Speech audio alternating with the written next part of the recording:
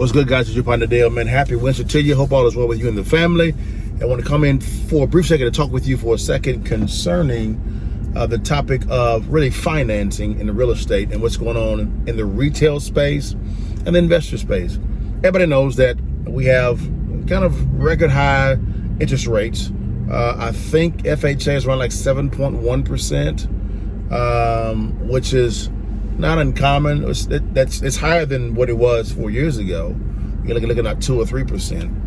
So 7.1%. Sometimes you can go up to 8% on the FHA loan, depending on your DTI and credit score and financials. All of that is variables that you have to really understand. I want to talk to you guys real quickly about a investment technique. Is what do you do whenever, number one, the properties on the market, they have long days on market, which means it's really a buyer's market, right?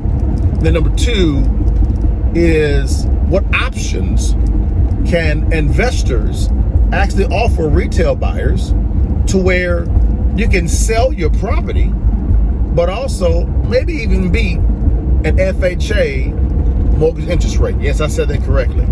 Well, guys, there's a technique, that investment technique that I've been using for a long period of time that was very popular back in the day, but really is not talked about that much at all. That is the financing option of what they call seller finance or owner financing. What that essentially means is the owner of the property acts as the bank for the buyer themselves. In other words, the buyer puts down a down payment of anywhere from 5 to 10%, right? And then both the seller, which is the owner of the property, and the buyer agree to an interest rate, a promissory note, over it could be a 5, 10, 15, 20, 30-year term. It could be 30 years amortized with a 5-year balloon, 2-year balloon. You really have the wherewithal to do what you want to do if you are a owner of the property, seller financing out to a buyer. Now, how does it benefit the owner? Well, the owner gets to sell the property pretty immediately, right? And they get a down payment, so they get some cash up front, and they get a cash flow on a monthly basis. For instance, if your interest rate, if you're the buyer of the property, is around like let's say 3-4%, right? And let's say you want to offer 6% to the buyer of the property.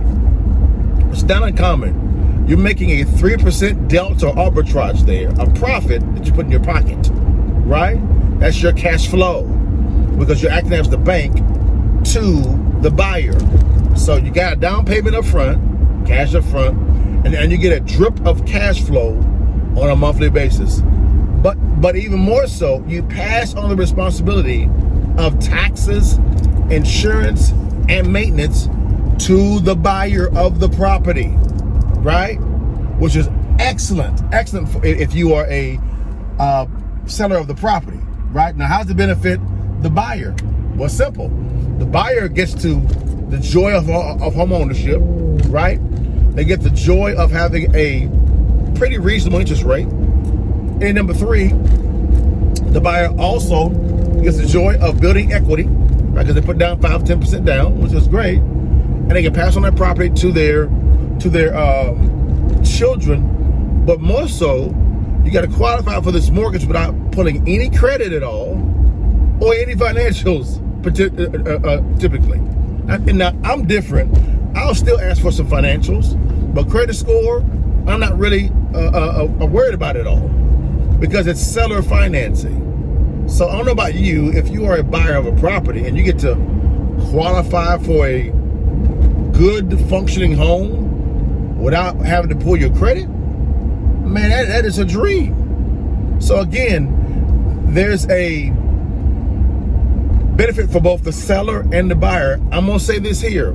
I believe that seller financing or owner financing may become more popular if the interest rates don't begin to come down. I'm gonna say it again. I believe that seller financing and or owner financing will become more popular as a financing tool for sellers and buyers to begin to implement if the interest rates don't come down, or if we get into a deflationary type of economy. guys, I hope this helped you out, guys. Man, and I would say this also. A good way for investors to be able to offer this type of financing services to potential buyers is to know how to acquire properties at the right price point. I say it on all my videos. You make money in real estate when you acquire real estate, not when you sell it. So if you acquire correctly, you can easily sell and finance properties at a good, reasonable price point and a good interest rate to where it is attractive to a seller. All right, guys, just so happens your partner is offering a free ebook. It's free. It's is distressed property investing. It teaches you how to acquire distressed properties in your city, county, or state. Easy. Again, you make money when you acquire real estate, not when you sell. And I believe you should know how to do this for free. It's a free ebook. But guys, I hope this blesses you. I hope I added some value to you on this Wednesday. But guys, stay blessed. Holler at your partner, and I'll see you on the next deal. God bless you. Peace. Okay, so you did fixes and flips first, or were they? Now it sounds like you're more buy and hold. Okay, so you're wholesaling first. Okay, because I was broke. I had no credit. I had no money.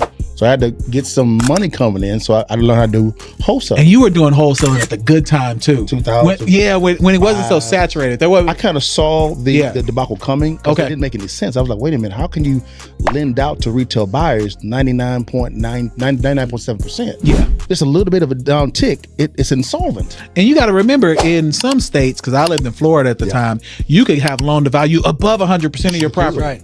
The first property that I bought, it was 110%. We left the bank with like $30,000. Yes. Yeah. Yes. It was amazing to me. I was like, why am I not doing this all the time? But then clearly 08, 09 let me know why people shouldn't have been doing that all the time. 08, 09. That's why I made that lion's share of my money. Wow. Okay. Actually running from the cows, I was running to it. Of course. Because I saw it was coming. Okay. A lot of my business colleagues back then were buying flippers. Yeah.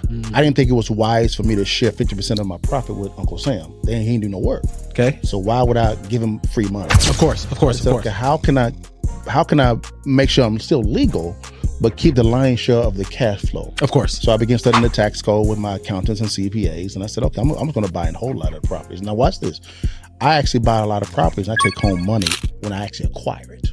Every single time. Okay, you need to break that down just a little bit. If you wanted to know how successful real estate investors make money when they acquire real estate and not when they sell it, click on the link below or swipe up and download our free ebook, Distressed Property Investing.